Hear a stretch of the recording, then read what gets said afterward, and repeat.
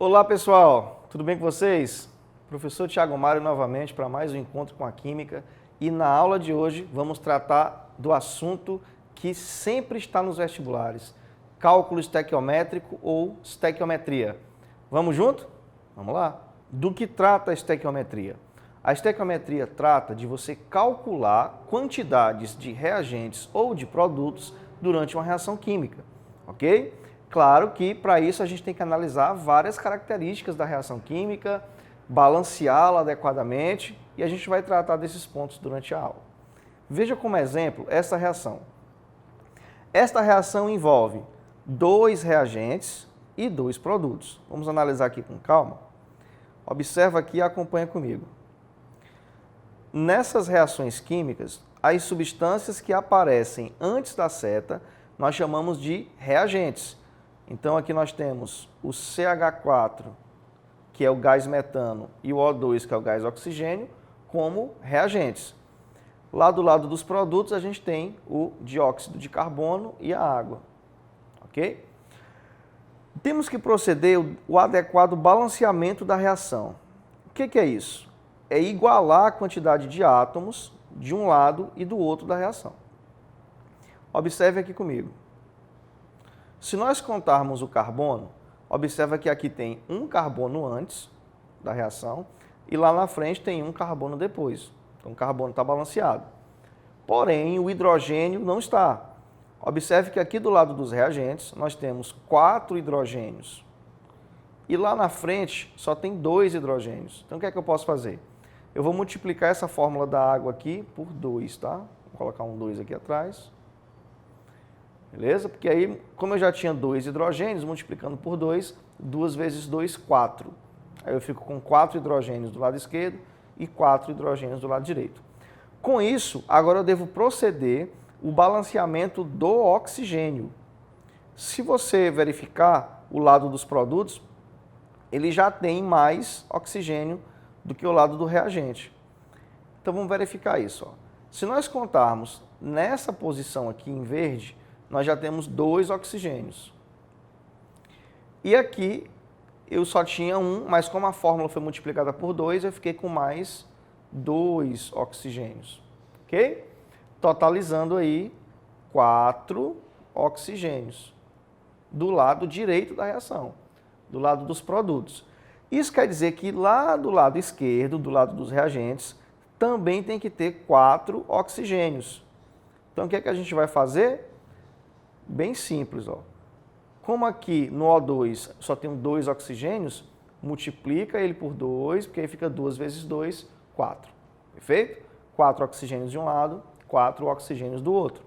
De maneira que a substância CH4 ó, subentende que a gente tem um número 1 aqui atrás, assim como na substância CO2 também subentende que nós temos o número 1 aqui atrás. Esses números que eu tive que colocar antes de cada fórmula para balancear a reação, nós chamamos de coeficientes estequiométricos, ok? Coeficientes estequiométricos. E eles são muito importantes porque dão uma ideia de proporção em mols. Observe, a sequência de coeficientes aqui é 1 para 2 para 1 para 2. O que isso quer dizer na prática? Significa que para cada 1 mol do primeiro reagente, eu tenho 2 mols do segundo. Para cada 1 mol do CH4, eu tenho que ter 2 mols do CO2, ou melhor, do O2 aqui, do oxigênio. No lado dos produtos, a proporção também é de 1 mol de CO2 para 2 mols de água. Perfeito? Essa proporção me permite prever o número de mols de todas as substâncias da reação, tendo apenas o número de mol de uma delas. Veja, imagine que você está fazendo uma questão do vestibular e se depara com a seguinte situação. Vamos imaginar aqui que o número de mols aqui do CH4 são 3 mols, tá? 3 mols. Bom, se esse aqui começar com 3 mols, eu posso prever o número de mols de todos os outros. Veja, entre os dois primeiros, a proporção é de 1 para 2. Ou seja qual for o valor do primeiro, o segundo é o dobro. Então, se esse aqui começa com 3, o oxigênio seria quanto? 6 mols. E aí eu posso prever o número de mols do CO2. Veja que no caso do CO2, ele tem 1 mol em relação ao primeiro aqui, que é 1 mol também. Proporção 1 para 1. Então, o número de mols do CO2 é o mesmo número de mols do CH4. O CH4 aqui começou com 3 mols, então o CO2 também será 3 mols. Podemos fazer a relação com a água. Observe que o número de mols da água é o mesmíssimo número de mols aqui do O2, ó, porque a proporção entre eles é 2 para 2. Então, se o O2 aqui está 6 mols, na frente, lá na água, também será 6 mols. Então, começa a ter uma proporção estequiométrica em mols, com base aí nos coeficientes estequiométricos. Por isso, a grande importância de você balancear a reação adequadamente. Além da relação em mols, nós podemos fazer também a relação em massa. Observe, vamos verificar aqui a mesma reação, com os devidos coeficientes. Vamos colocar aqui os coeficientes usados para o balanceamento da reação. No caso, qual foi a sequência? Coeficiente 1, coeficiente 2, coeficiente 1, coeficiente 2. Então, para fazer a comparação de massas entre as substâncias, você vai ter que usar as massas molares, que nós já vimos, né, em aulas anteriores, como é que se determina essas massas molares. A gente pode obter a partir de dados da própria tabela periódica. Eu já vou colocar aqui para você as massas molares de todos os participantes da reação. Lembre que massa molar é a massa em gramas equivalente a 1 mol da substância. E aqui nós temos, ó, as massas molares dos 4 participantes da reação. Agora vamos substituir dentro da reação química. Basta você colocar embaixo de cada substância a sua respectiva massa molar e depois multiplicar pelo coeficiente daquela substância. Veja, a massa molar do CH4 está aqui, ó, 16 gramas. Então eu posso dizer que aqui serão 16 gramas, relaciona com a massa molar do O2, que no caso é 32, ó, 32 gramas. A massa molar do CO2, 44, como está lá nos dados.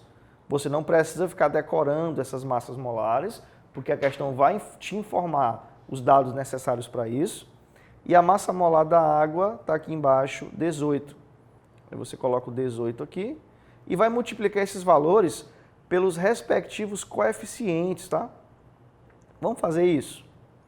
Olha só, esse 16 será multiplicado pelo coeficiente 1, que é o coeficiente lá do CH4.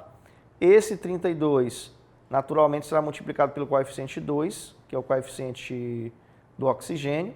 Esse 44, multiplicado pelo coeficiente 1 aqui, ó, todos multiplicados pelos respectivos coeficientes.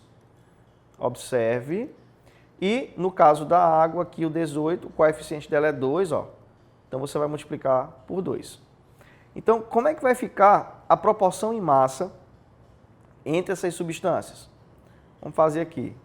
O primeiro aqui vai ficar 16, né, porque está multiplicado por 1. Então eu posso dizer que para cada 16 gramas do CH4, eu vou ter, ó, 32 vezes 2, 64 gramas do oxigênio, ok? Consequentemente, eu vou produzir aqui, no caso do terceiro, para o CO2, vai ficar 44 vezes 1, 44 gramas. E no caso da água, aqui, vai ficar o 18 vezes 2, não é isso? 36 gramas. Agora eu tenho a proporção em massa entre eles, ó. Olha que interessante. Para cada 16 gramas de metano, eu preciso de 64 gramas de oxigênio.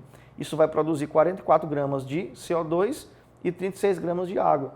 Então, tendo a massa de um deles, eu posso deduzir a dos outros, só fazendo regra de 3. Por exemplo, se a massa aqui do metano começasse com 32, eu poderia deduzir a do oxigênio. Bastaria colocar uma variável x aqui, outra variável qualquer, e fazer aqui meio pelos extremos. Ó. Beleza? E observe que isso está respeitando a famosa lei da conservação da massa, a lei de Lavoisier. Observa, se nós somarmos aqui a massa total dos reagentes e a massa total dos produtos, dá igualzinho de um lado e do outro. Lei da conservação da massa, ok? Se nós somarmos aqui o 64 com 16, a gente vai ter quanto? 80, não é isso? Então, nós temos 80 gramas de um lado. E se nós somarmos aqui do outro lado da reação, ó, o 44 mais o 36, também vai dar as mesmas 80 gramas, ok? Lei da conservação da massa de Lavoisier. Tudo bem, pessoal? Agora vamos comparar outra característica importante. Nós já comparamos o número de mols entre as substâncias, nós já comparamos a massa entre as substâncias. Vamos comparar agora volume, tá bom? No caso, normalmente se compara volumes de substâncias quando essas substâncias da reação se encontram na fase gasosa, que é o que está acontecendo aqui, ó. Observa aqui o nitrogênio, o hidrogênio e a amônia estão todos em fase gasosa, tá? Considere aqui o nitrogênio como N2, beleza? O gás nitrogênio é N2. Vamos fazer o balanceamento da reação. O balanceamento dessa reação será da seguinte forma. Vamos ver aqui. Observe que aqui nessa posição eu tenho 2 nitrogênios. Então, lá na frente, eu vou ter que ter os mesmos 2 nitrogênios. Como é que eu consigo isso? Muito simples. Você vai lá e multiplica aqui essa substância por 2, ó. Porque eu fico com 2 nitrogênios de um lado e 2 do outro. Então, o nitrogênio está devidamente balanceado. Vamos para o hidrogênio. Observe que nessa posição aqui da frente do produto, eu tinha 3 hidrogênios, multipliquei por 2. 2 vezes 3, 6. Então, lá do lado dos reagentes, tem que ter os mesmos 6 hidrogênios. Como já tem 2, multiplica por 3. Veja, 3 vezes 2, 6. Então, quais foram os coeficientes que nós obtivemos? Aqui no primeiro subentende que é 1, então eu sei que para cada 1 mol de gás nitrogênio, eu preciso de 3 mols do gás hidrogênio. E isso vai produzir para mim 2 mols do gás amônio. Perfeito? Agora, como é que eu faço para converter esses mols em volume? Para isso, é necessário considerar a ideia do volume molar. Vamos fazer juntos aqui. Veja, para você comparar o volume molar, lembre da equação de estado do gás ideal, conhecida como equação de Clapeyron, onde nós temos que pressão vezes volume é igual a número de mols vezes R vezes T. O volume molar, pessoal, é o volume do gás equivalente a 1 mol, tá? É o volume ocupado por 1 mol de gás. Então, se eu quero calcular o volume e o N é 1, então o volume molar vai ser simplesmente RT sobre P. Constante R vezes a temperatura dividido pela pressão. Aí na química nós usamos as famosas CNTP, que são as condições normais de temperatura e pressão. Que condições são essas? Vamos lá. Nas CNTPs, condições normais de temperatura e pressão, a temperatura padrão é 0 graus Celsius, que em Kelvin vai dar 273, tá? E a pressão padrão é a pressão de uma atmosfera. O R é uma constante, que vale 0,082 aproximadamente, nessas condições. E quando nós substituímos, nós chegamos num volume molar de aproximadamente 22,4 litros por mol. Então, para cada 1 mol de gás, eu tenho o equivalente a 22,4 litros. Ok? Portanto, comparando os volumes agora, no caso do primeiro, ó, se eu tenho 1 mol aqui de gás, então eu tenho 22,4 litros, nas condições normais de temperatura e pressão. No outro caso, do hidrogênio, eu tenho 3 mols. Então, eu tenho 3 vezes esse valor aqui, de 22,4, que dá 70 e quanto? 22,4 vezes 3, 67,2 litros. Perfeito? E no terceiro caso eu tenho 2 mols, que é o dobro de 22,4, que aí a gente vai ter 44,8 litros. Tudo bem? Agora eu tenho uma relação em volumes. Para cada 22,4 litros do primeiro reagente, eu preciso de 67,2 do outro. Observa. Olha aí a minha relação de mols e de volume. Tudo bem? Então, se eu tiver o volume do primeiro, eu posso deduzir todos os outros. Se esse primeiro aqui, por exemplo, for 11,2 litros, eu poderia deduzir o do outro colocando um X aqui, fazendo o produto dos meios pelos extremos. Perfeito? Essa é a relação do volume molar. Se da questão não tiver nas CNTPs, nas condições normais, então o volume molar não vai ser 22,4, você vai ter que recalcular o volume molar a partir dessa relação aqui, volume molar, que a gente representa por uma barrinha aqui em cima do V, RT sobre P. É só você substituir a temperatura, aqui a pressão que a questão informar e, claro, o valor da constante R, que a questão também informa. Tudo bem? Um outro ponto muito importante seria a comparação do número de partículas da reação. Nós já vimos que o balanceamento da reação fica 1 mol para 3 mols para 2 mols. Beleza? Vamos anotar aqui embaixo para ficar bem claro. Nós temos aqui que para cada 1 mol do gás nitrogênio, eu vou precisar de 3 mols do gás hidrogênio e, consequentemente, 2 mols do gás amônio. Mas esse mol, ele significa um número específico de partículas, um número específico de átomos, um número específico de moléculas, que é determinado pelo número ou constante de Avogadro. Que número é esse? Aproximadamente 6 vezes 10 elevado a 23. Aproximadamente. Tá? Então, para cada mol, eu tenho essa quantidade de partículas. Logo, eu posso levar isso para a reação. Observa, se nós levarmos isso para a reação, podemos dizer o seguinte.